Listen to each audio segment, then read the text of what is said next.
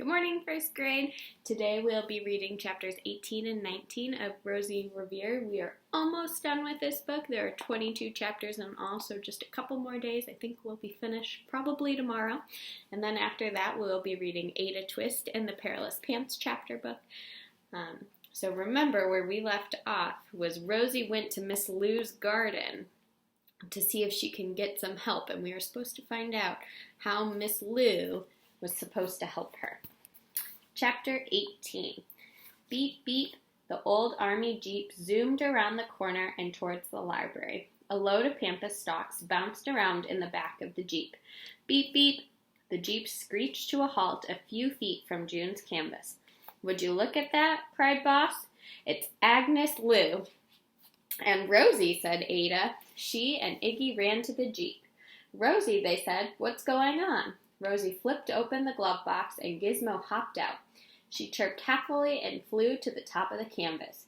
"June needed lighter brushes," she said, "so I asked Miss Lou if we could use one of the pampas stalks from her garden.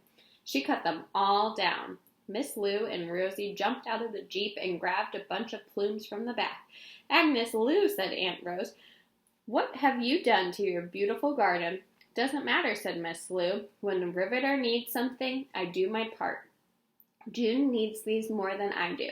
She pulled a pair of shears from the pocket of her duster and trimmed one of the stalks. "They're lighter than those curtain rods," said Miss Lou, "though I would have tried curtain rods too. It was a good design."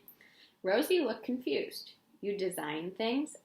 she asked. Miss Lou laughed. "Of course I do," she said. "I'm an engineer too, and we engineers have to help each other. That's why I left the buckets of tubes and tape for you." Rosie thought those had come from Ada and Iggy, or the recyclers, Bee and Bo. She had so many questions, but no time to ask them. Aunt Rose and the riveters crowded to Miss Lou and gave her hugs. They all knew her. "Your poor garden," said June. "What were you thinking?"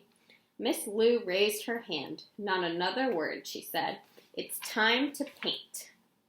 Miss Lou handed Rosie a stalk, and Rosie got busy. Within minutes, June was painting again. She swished the brushes this way and that. It was beautiful. Then, snap, the red stem broke. "Oh no," said Rosie. "That's why we brought extra," said Miss Lou. Chapter 19. Rosie swapped in a new stalk, and June kept painting. After a few minutes, the blue stem snapped, but Rosie was ready with a replacement. All of the other stems broke. Rosie swapped them too. Meanwhile, Rosie and Ada and Iggy learned more about the mysterious Miss Lou. Boss explained that Miss Lou was a riveter in the Jeep factory, on the other side of the river from the airplane factory. "I made this very Jeep," said Miss Lou. "I learned a lot about machines during the war. It made me want to invent some, so I did. Haven't stopped since." Rosie was amazed. All this time, she had lived next door to another engineer and didn't know it. Miss Lou seemed to read her mind. "You didn't know it, because I rarely get out of the house except at night," she said. "I have a skin condition that makes me allergic to sunlight.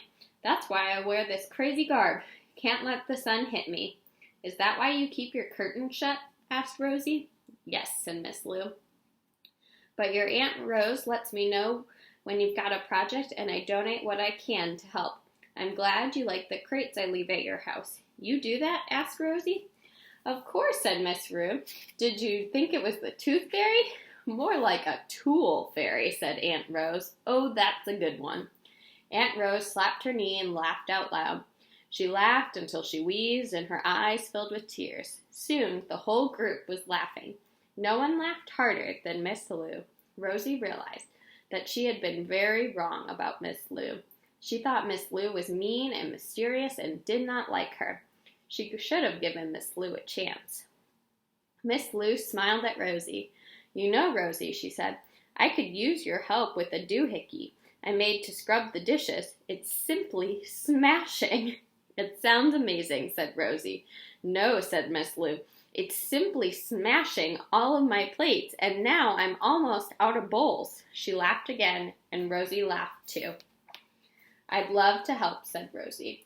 "It's good to have an engineer for a neighbor," said Miss Lou. Rosie smiled back. It is indeed. And then that's it for today. Were you surprised that Miss Lou was an engineer too? I thought that Bee and Bo were leaving all of those things for Rosie, but it turns out Miss Lou had been helping Rosie all along. She just didn't realize it. Check back for tomorrow for chapters 20, 21, and 22, and we will be finished with Rosie Revere and the Ruckus Riveters. Bye, first grade.